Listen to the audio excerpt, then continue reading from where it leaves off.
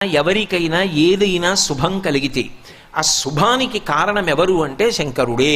నేను చెప్పట్లేదు ఈ మాట, శాస్త్రములు చెప్పాయి. శుభములన్నీ కుప్పలు తెప్పలుగా ఆయన పాదముల దగ్గర పడి ఉంటాయిట.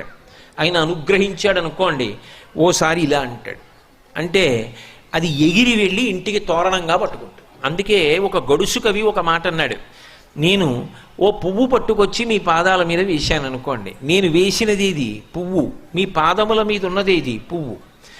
నేను ఒక పువ్వు పట్టుకెళ్ళి మల్లికార్జున లింగం మీద వేశాను అనుకోండి, పరమ ప్రేమతో వేశాను అనుకోండి, ఆ పువ్వు ఓ ఏడాది తర్వాత నా ఇంటి మనవడు. నేను ప్రేమతో వేసిన పువ్వు 2 ఏళ్ల తర్వాత నా ఇంట్లో మనవరాలు. నేను ప్రేమతో వేసిన పువ్వు నేను కట్టుకునే ఒక ఇల్లు. నేను వేసిన పువ్వు నాలో కలిగేటటువంటి భక్తి.